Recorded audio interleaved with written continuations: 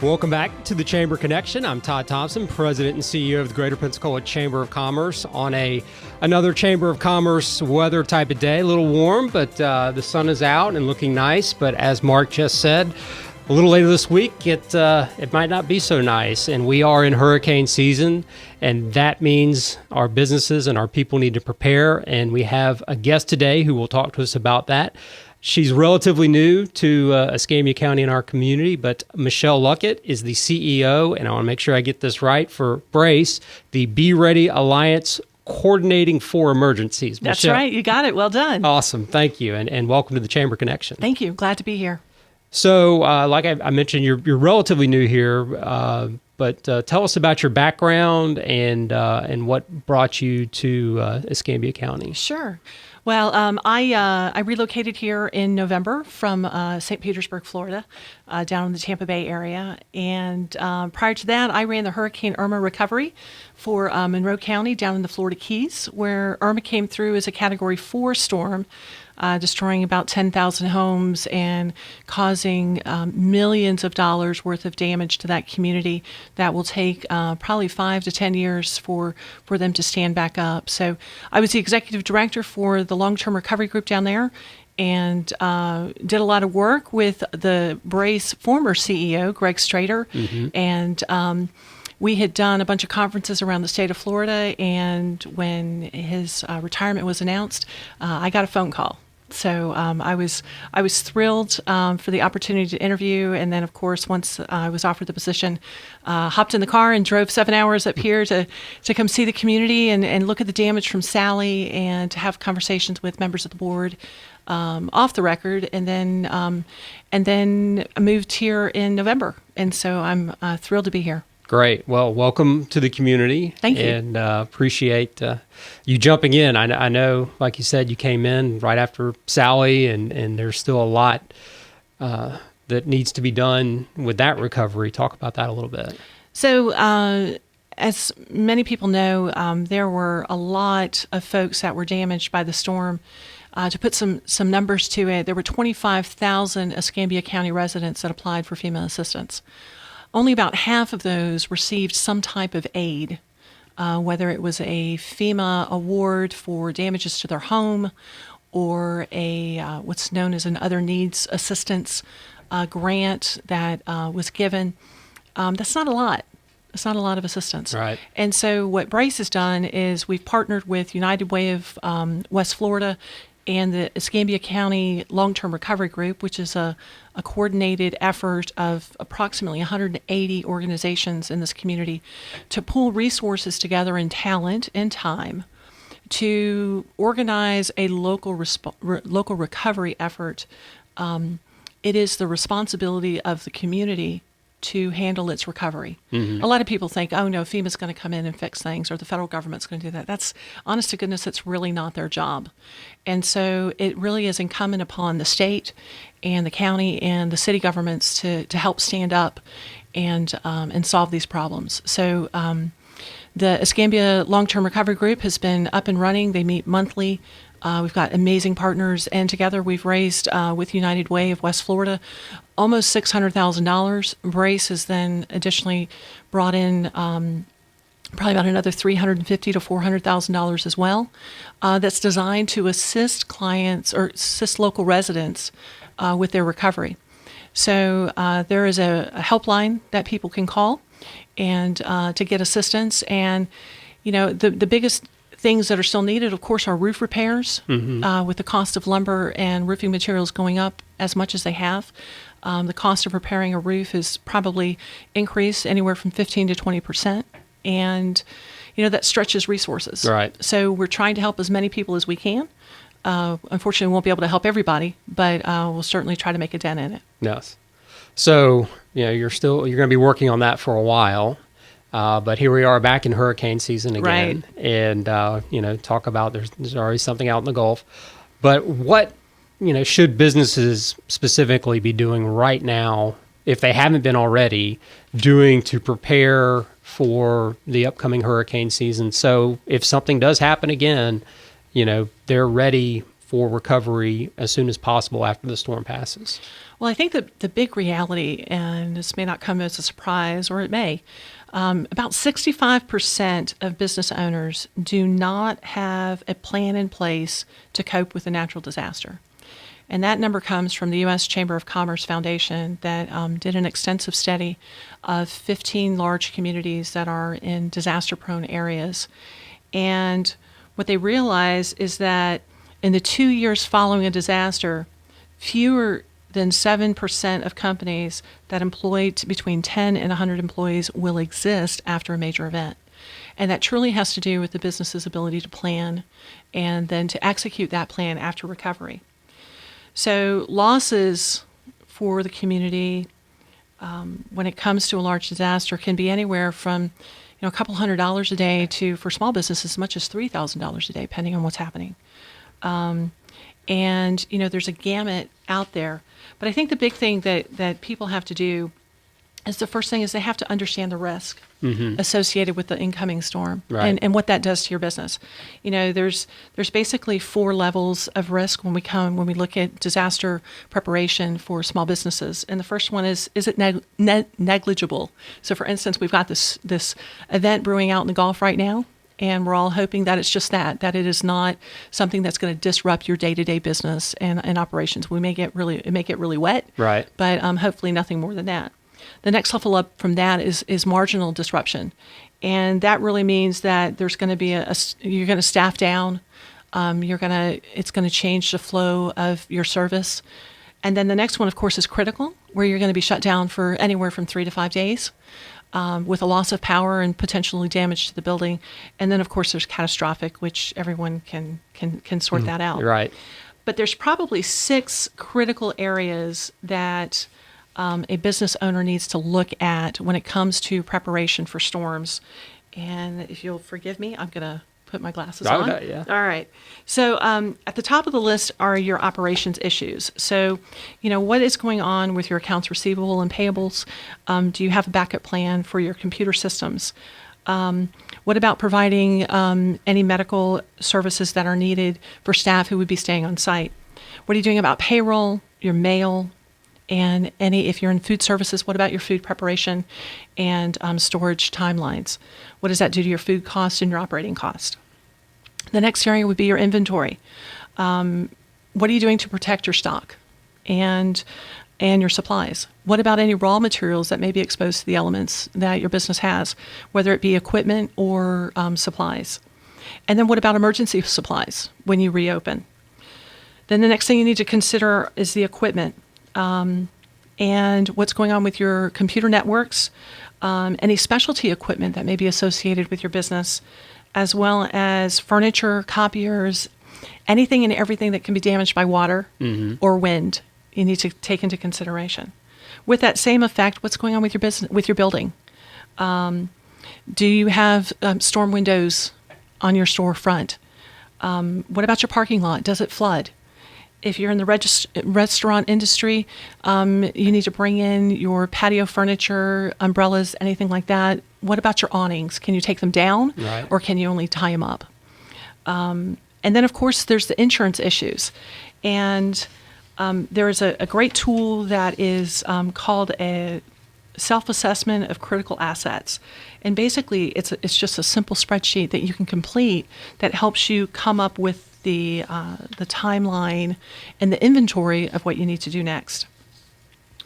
When it comes to protecting your people, make sure you've got an emergency contact list. Make sure that you have a list of your customers potentially, as well as vendors and suppliers.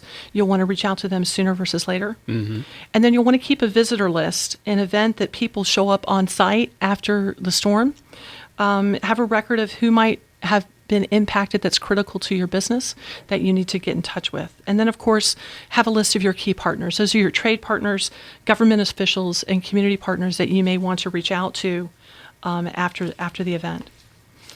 So, wow, there's a lot of That's information. a lot of information. So, is there a kind of a one-stop place where businesses can find this so they can just have it on hand so they know absolutely. What they need to do? So the U.S. Commerce U.S. Chamber of Commerce Foundation has a wonderful website that is designed to support small business owners. And it has this tool that's called Resilience in a Box. And it's about a 3-page PDF that literally walks you through a series of checklists to make sure that you have a plan. One of the realities that I always talk about is that knowledge is the key to preparation. You don't know what you don't know until you don't know it. Right. So making sure that you know your evacuation area, both for your business and for your personal welfare. Know your home, know your business. The same thing applies there. So as you would prepare at home with storm shutters and supplies, you have to do the same exact thing for your business. And you know, there was a saying that went through the county last year that it's not going to be fixed, or it's on you for 72. Right. Right. Well, what they realized was that at hours 73 and 74, a lot of folks were thinking the power was going to be back on and things were going to be open up. So the real thing to keep in mind is that it's not going to be fixed in 96. So if you realize that in 4 days' time, things are not going to be back to normal, from your personal recovery, what does that mean for your business?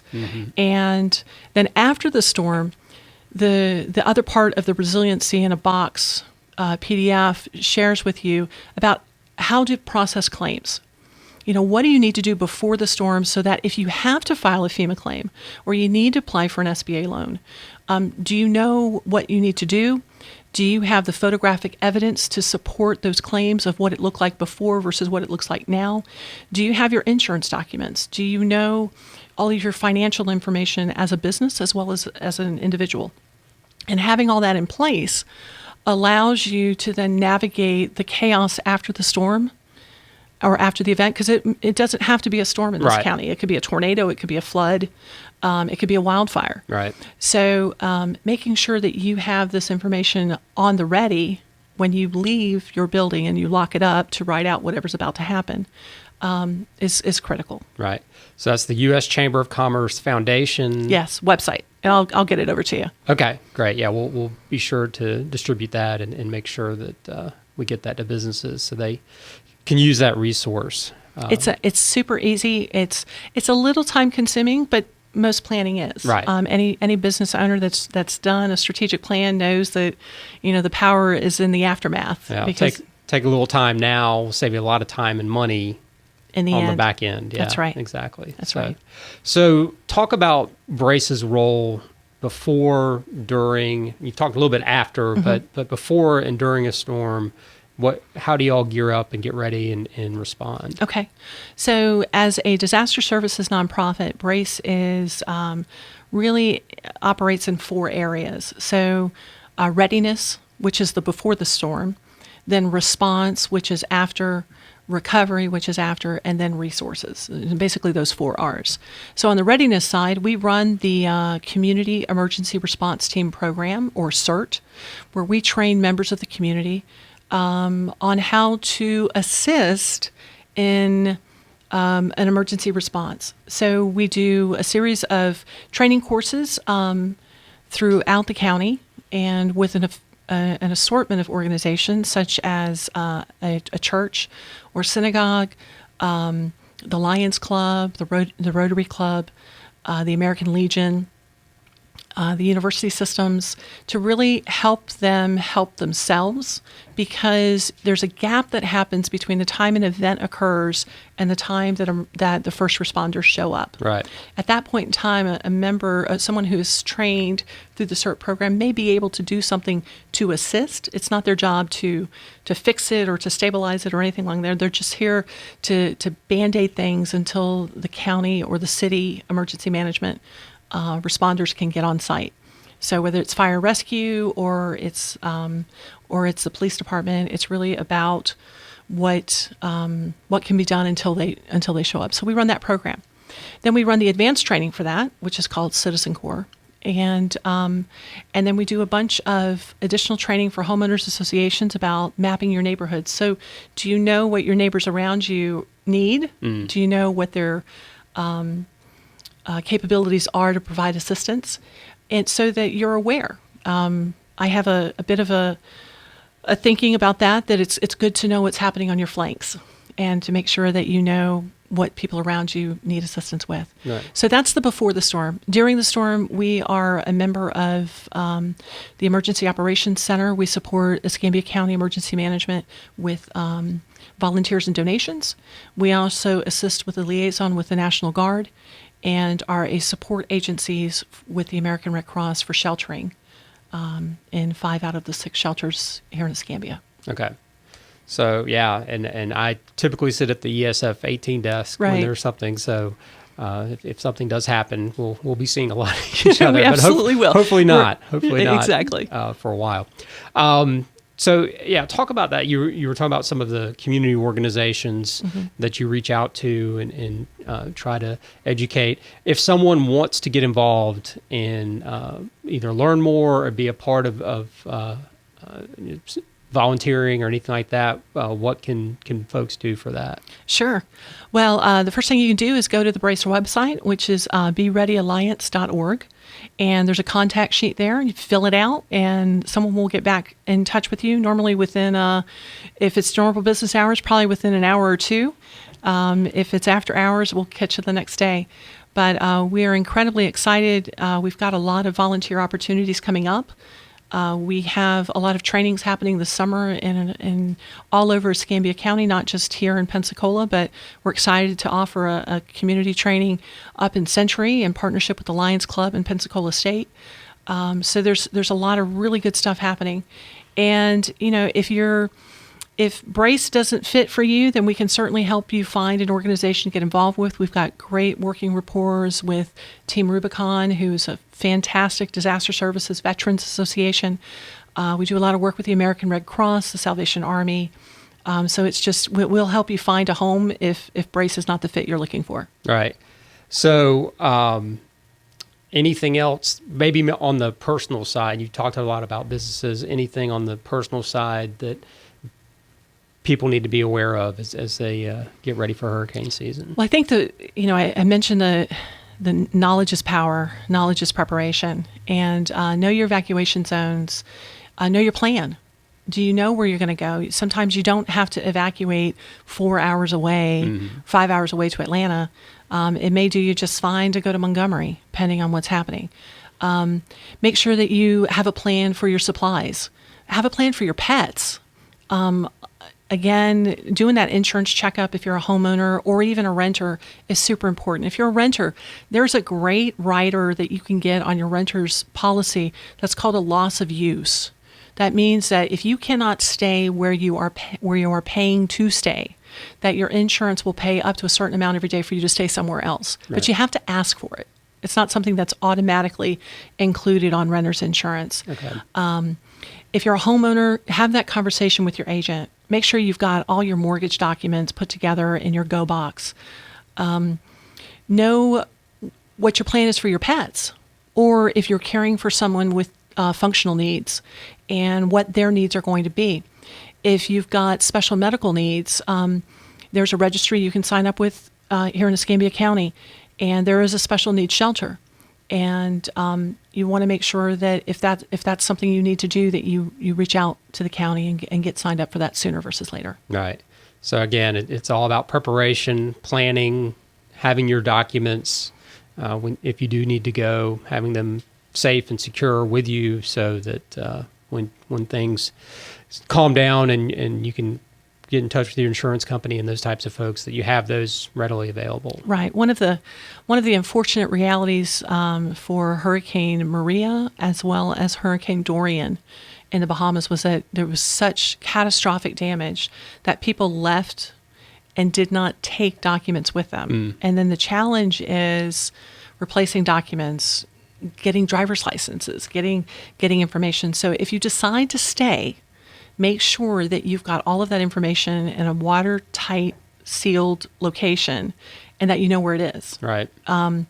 Because half the battle sometimes after the storm are documents. Right. So any other activities or things happening with Brace? And we talk about hurricanes and storms and all that, but what other things that does the community know about what your mission is? Well, we, as you may have heard over the weekend, we had our Hurricane Sally volunteer kickoff on Saturday, where we partnered with 15 organizations to stand up tables at Escambia Search and Rescue over on Nims Road to highlight volunteer opportunities. As I said earlier, recovery is the responsibility of the local community. And as you and I had talked about prior to coming on the air, that the recovery from Sally is kind of patch quilt right now. It's everybody pitching in and doing a little bit here and a little bit there. So one agency isn't seen as the sole source for fixing the problems. And what it allows us to do is really stretch our resources as far as we can and help as many people as we can. So if you missed the kickoff this weekend, go to the Brace website, bereadyalliance.org, and sign up. We will be happy to, we've got 6 projects that are coming up that we need volunteer crews for. And we would love to be able to have you on board. That's great. And we have such a giving and engaged community that it's really inspiring to see how we respond from these storms and the things that we've gone through over the last couple years. And so really encourage folks, if you're looking for a way to help with recovery, Brace has these opportunities, and get in touch with them. They'll be able to get you involved. Well, we would greatly appreciate the support, and we encourage as many people as are interested to get involved.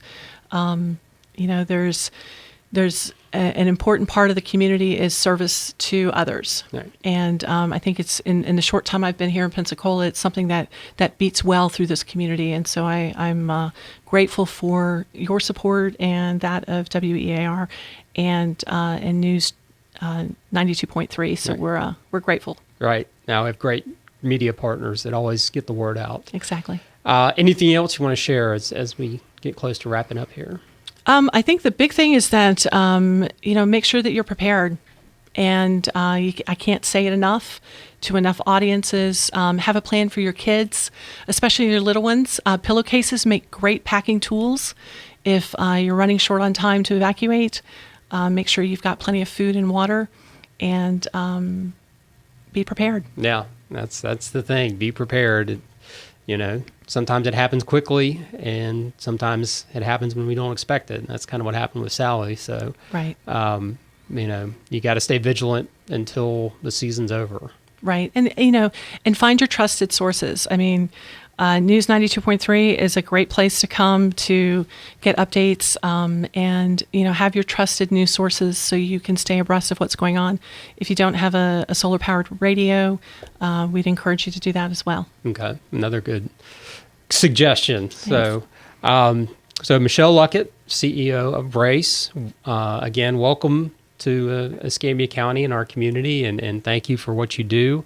A very important job, and we're here at the Chamber to support you and be a part of what you do, and anything we can do to help, please let us know, and we'll get the word out. Great. Thanks, Todd. Absolutely. A few chamber updates as we get close to wrapping up here. A few ribbon cuttings this week I want to make you aware of if you're available and would love to stop by and see some of these new businesses that have joined the chamber. Fraser Property and Adjusting on Wednesday, June 16th at 2 p.m.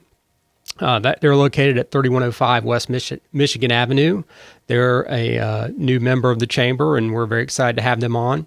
And Tomley Consulting, Maggie Tomley recently joined the chamber and is doing business consulting. So she'll be doing a ribbon cutting actually at the chamber office at 418 West Garden Street on the 4th floor. That's also Wednesday, June 16th at 4 p.m.